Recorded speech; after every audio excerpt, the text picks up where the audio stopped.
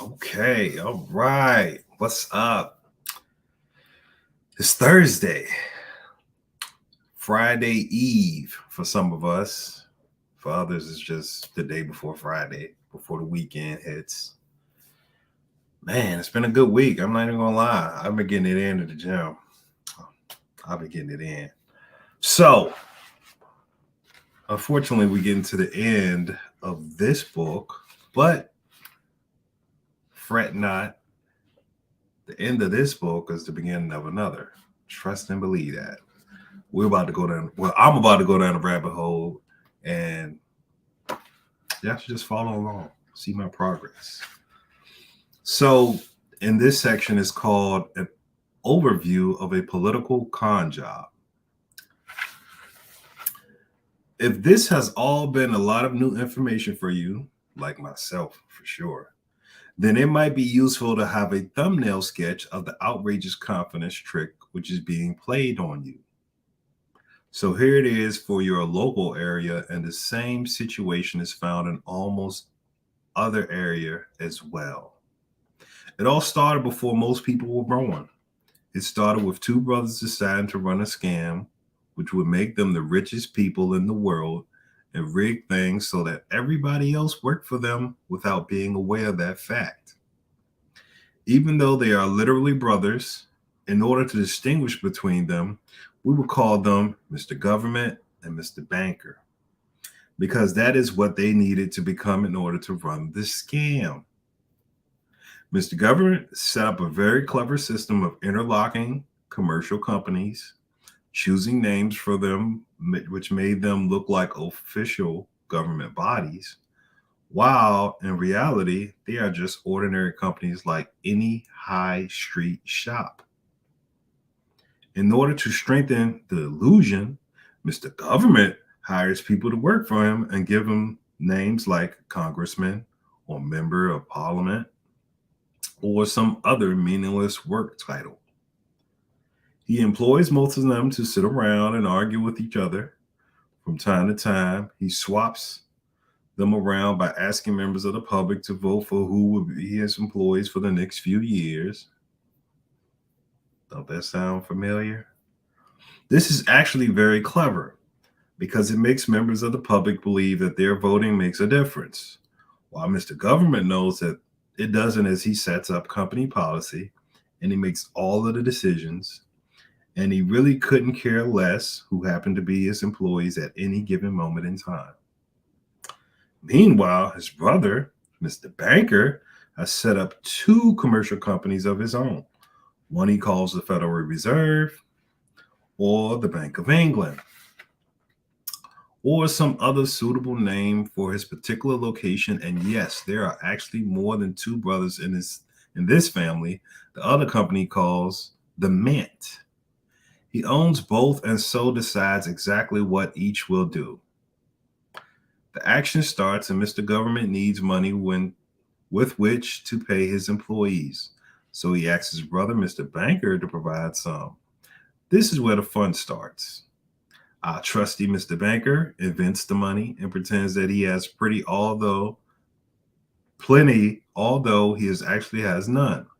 He lends a large amount, say $1 million to his brother, Mr. Government. This costs him nothing as it doesn't even exist. And it is just the first step in the scam. His brother, Mr. Government, now says that he has a national debt of 1.2 million, which will increase by 20%, one-fifth every year if it is not paid off completely. His cunning plan of calling it a national debt makes people think that their country owes somebody something. The reality is that nobody owes anybody anything. Good, isn't it? Very clever.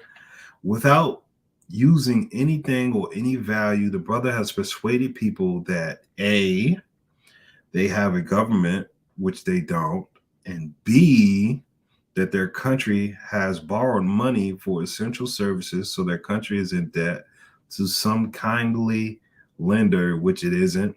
Very slick. These brothers aren't stupid. Next, Mr. Government pays members of his staff with pieces of paper called checks. And he sends them to his brother, Mr. Banker, to get those pieces of paper exchanged for money.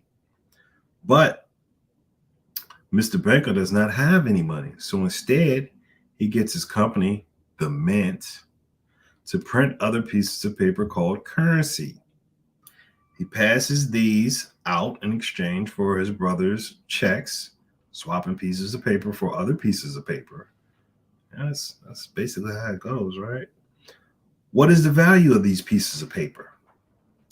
The cost of the printing, paper, ink. At this point, what have the brothers gained?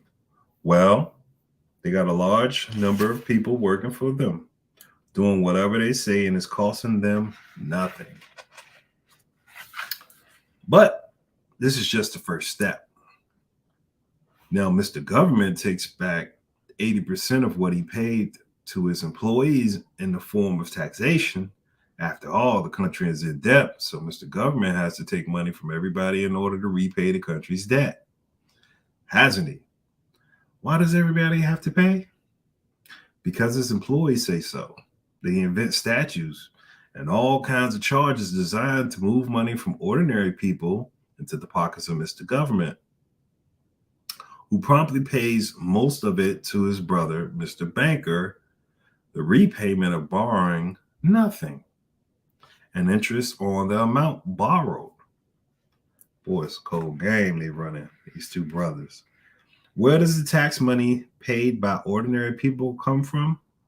It is paid to them to compensate them for the time and effort which they put in when working. This is real money, backed by the goods and services provided by the people who do the work. This is something of real value, and yet 80% of those valuable assets are taken back from them by Mr. Government. Why do people let this happen? Because they think that they have no choice and will be put in prison if they don't. What they do not understand is that paying taxes is optional, and they don't have to if they don't want to. Mr. Banker is doing very well out of this. His brother is paying him lots of real money in exchange for the fake money, which he invented. So he decides to expand his business and do exactly the same thing to as many people as he can.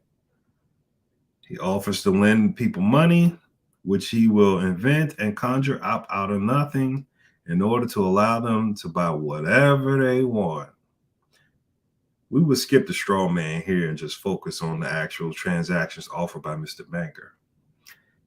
A house purchaser comes to Mr. Banker looking for a loan of $100,000. This is a deal on which Mr. Banker can't lose no money no matter what happens. So he will approve this deal unless he has some very, very good reasons for not doing so. After all, it's not going to cost him anything. He will be paid in real money gained through real work done by real people. The deal is for 17% per year for 25 years. If the deal runs for the full 25 years, then the borrower may pay back as much as $433,557 on a $100,000 loan for 25. Golly. According to a professional mortgage calculator result, that is, you pay 4 times what you borrowed, even though what you were given was fake money. And what you pay back is real labor-backed money. But as the government takes 80% of what you earn before you get to pay the mortgage, you need to earn $2,167,785 in that 25-year period, as Mr. Government will take $1,734,228 of it away from you in direct and hidden taxes. Boy. Add to the insult to injury, Mr. Government would take a large chunk of that $1,734,228 and give it to his brother, Mr. Banker, in supposed payment of the fake national debt, So the house purchaser pays several times the borrowed amount using real money. It gets worse. Mr. Banker and Mr. Government make sure that not enough currency is issued for people to be physically capable of paying the interest of their loans, as there just isn't enough currency in the entire economy for that to be possible. This is another cunning ploy. The people who earn most will not have a problem, but most of the people will have great difficulty and will have very little left after paying their mortgage. The slightest financial problem, such as losing a job, can put the average person in a position where he can't pay the amount demanded. When that happens, it has to happen in a substantial number of cases. Then Mr. Banker tries to take the property. Using some of his brother's statues, which are not law, to justify his theft. He may even manage to send his bailiffs ahead of seizing the property and seize many of the house of purchasers' personal possessions as well. So, as if it wasn't already a bad situation, gets worse. They want your house and they want your other items. What the house purchaser needs to remember is that the original loan was fake and that Mr. Banker never put up anything of value. The purchaser was never told the real amount which he would have to repay.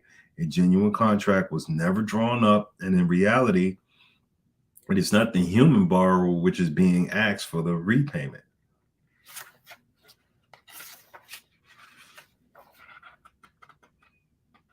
Man, I tell you, meet your straw man. So it's like, I know y'all probably had questions. Like I have questions. Like, so how do you get around this? We will find out. Anywho, that's all I got. I hope you have a blessed day. Hope you have a good day. Yo, do I have another gray strand coming in? Does it make two? Oh, it's just the same one. Anywho, y'all have a good one. Peace.